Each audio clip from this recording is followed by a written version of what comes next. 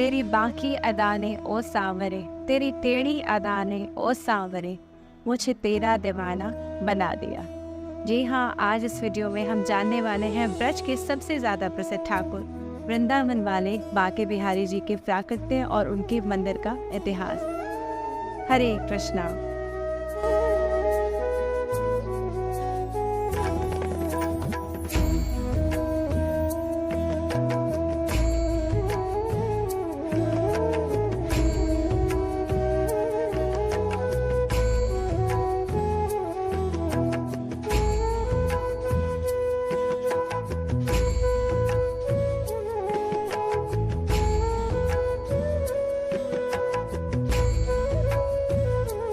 वृंदावन में स्थित बांके बिहारी मंदिर मथुरा जिले उत्तर प्रदेश का एक सबसे प्रसिद्ध हिंदू मंदिर है। मंदिर में मुख्य विग्रह श्री बांके बिहारी जी का है। यह स्वरूप श्री कृष्ण और श्रीमती राधा रानी के संयुक्त रूप के दर्शन देता है।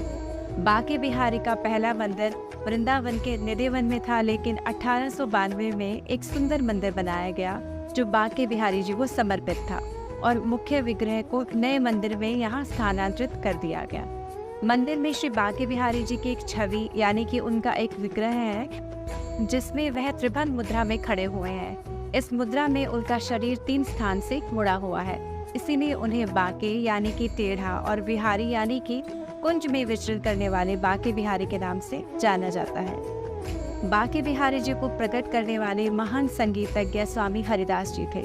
स्वामी हरिदास जी का जन्म 1535 विक्रमी के भाद्रपद महीने के दौरान राधा अष्टमी के शुभ दिन श्री अशुधीर और श्रीमती गंगा देवी के घर हुआ था। श्री गर्गाचार्य के वंश से आने वाले हरिदास जी का भगवान कृष्ण के साथ गहरा संबंध था। श्री हरिदास जी को ललिता गोपिका अवतार माना जाता है, जो उनके दिव्य निवास स्थान गोलोक में राधा कृष्ण की करीबी सहयोगी है।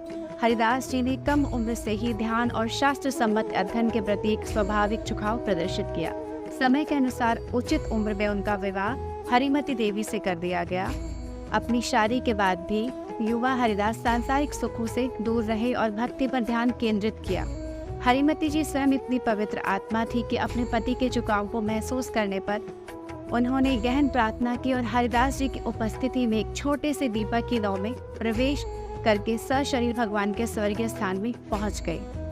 इसके तुरंत बाद हरिदास जी ने अपने संगीत का अभ्यास करने और ध्यान के शाश्वत आनंद का आनंद लेने के लिए अपने गांव को वृंदावन के लिए छोड़ दिया, जो उस समय एक घना जंगल था, और एकांत स्थान चुना जिसे अब निधिवन के नाम से जाना जाता है। उन्होंने नित्य वृंदावन में भगवान के नित्य रस और नित्य विहार का निरंतर ध्यान किया। उनकी साधना का तरीका भगवान की स्तुति में गीत लिखना और गाना था।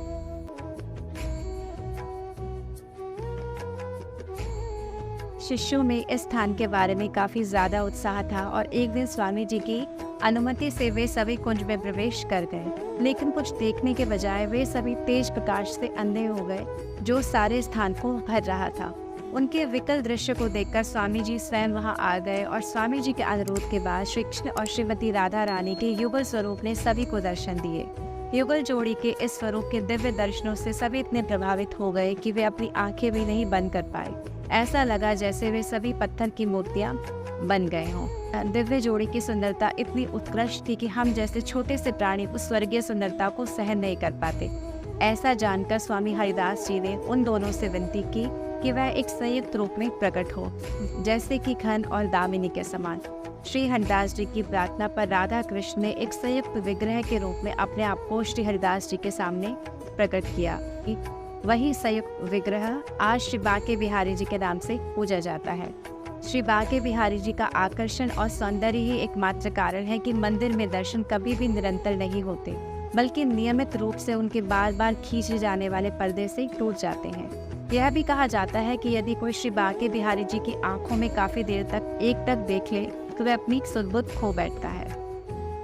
इस प्रकार भगवान बांके बिहारी जी का भौतिक रूप अस्तित्व में आया, जो लोकप्रिय रूप से बिहारी जी के नाम से जाने जाते हैं। बिहारी जी की सेवा का उत्तरदायित्व स्वयं स्वामी जी ने गोस्वामी जगन्नाथ को सौंपा था। गोस्वामी जगन्नाथ स्वामी जी के प्रमुख शिष्यों में से एक थे और छोटे भाई थे। परंपरा के अनुसार सेवा आज तक जगन्नाथ गोस्वामी जी के वंशजों द्वारा की जाती है।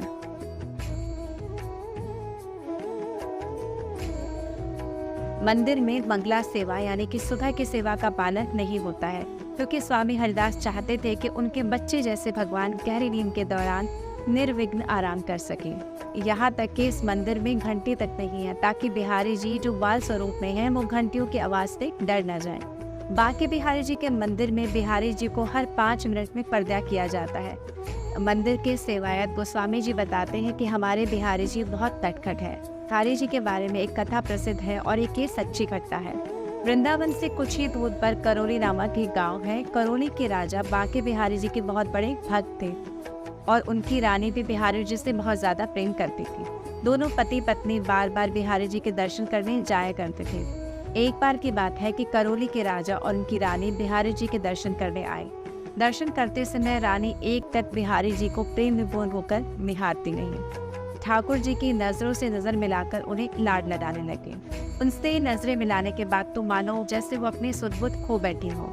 दर्शन करके जो वो अपने महल के लिए निकली तो पूरे रास्ते ठाकुर जी के सिवाय उसे कुछ भी और नहीं दिख रहा। रानी बिहारी जी की ऐसी दीवानी हुई कि अब तो पूरे रास्ते आंखें खोले तो उसे बिहारी जी नजर आते और आंखें बंद करे तो भी सामने सलोने नटखट बिहारी जी ही दिखते। अब तो वो अपने महल में पहुंच गई, लेकिन उसे तो बस बांके बिहारी जी की ऐसी लगन लगी। अब तो उसे बिहारी जी के अलावा कुछ भी नहीं दिख रहा था, कुछ भी नहीं सोच रहा। ऐसा करते हुए उसका पूरा दिन निकल गया। अब रात को सोते हुए नींद में भी पूरी रात उसे बस बिहारी जी ही दिखते रहे। सुबह जब वह नहा धोकर पूजा करने के लिए अपने मंदिर का कपाट खोलती है तो वृंदावन में जिस बिहारी जी के दर्शन उसने किए थे वही बिहारी जी साक्षात विग्रह अब उसके मंदिर में मौजूद थे। सुबह जब बिहारी जी का पट खोला गया तो बिहारी जी के विग्रह वृंदावन से गायब थे। जो पुजारी जी बिहारी जी को सेवा देते थे उनका कहना था कि मंदिर से विग्रह गायब होने का ये मतलब नहीं कि किसी ने मंदिर से विग्रह को चुरा लिया या गायब कर दिया। वो तो हमारे ठाकुर जी ही ऐसे नटखट हैं कि जिस किसी ने भी उनसे नजरें मिला ली तो उसी के साथ चल देते हैं। तभी से हर 5 मिनट पर बिहारी जी का मंदिर में किया जाने लगा, ताकि किसी की भी नजरें हमारे सुंदर सलोने नटखट बिहारी जी से ना मिल, वरना तो जिससे भी उनकी नजरें मिली उसी के साथ वो चले जाएंगे। प्रारंभ में बिहारी जी के श्री विग्रह को निधिवन में प्रथम दर्शन के निकट एक मंदिर में स्थापित किया गया था। 1862 ईस्वी में बिहारी जी की महिमा के अनुरूप एक नए मंदिर का निर्माण कराया गया। गोस्वामियों ने स्वयं निर्माण के लिए संसाधन जुटाए। यह मंदिर अपने आप में एक वास्तुशिल्प सौंदर्य है और समकालीन राजस्थानी शैली का अनुसरण करता है। ऐसे और भी अनेक रहस्य हैं जो बिहारी जी के मंदिर से संबंधित है, जैसे साल में एक दिन मंगला आरती का होना, साल में केवल एक दिन बिहारी जी के चरणों के दर्शन होना, साल में केवल एक दिन बिहारी जी के मुकुट और बंसी धारण करना इत्यादि।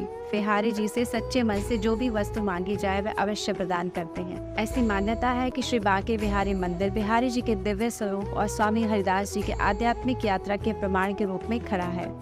बिहारी जी की मनोरम सुंदरता और आकर्षण को देखकर हजारों भक्त प्रतिदिन मंदिर आते हैं। मंदिर का समृद्ध इतिहास और अनूठी सेवा परंपरा उपासकों के बीच श्रद्धा और भक्ति को प्रेरित करती है, जिससे उन्हें प्रिय भगवान बांके बिहारी की दिव्य उपस्थिति का अनुभव करने की अनुमति मिलती है। देखिए, आशा करती हूँ कि आपको बिहारी जी की लीला और उनके प्राकट्य का इतिहास जानकर एक अद्भुत अनुभव जरूर हुआ होगा और आपकी उनकी लीला श्रवण से आपके भाव प्रगाढ़ जरूर हुए होंगे। अगर आपको ये वीडियो अच्छी लगी हो तो वीडियो पर लाइक एंड कमेंट जरूर कीजिएगा और इसी तरह की स्पिरिचुअल स्टोरीज और श्री कृष्ण लीला का अमृत पान करने के लिए चैनल को सब्सक्राइब जरूर कर लीजिए। हरे कृष्णा।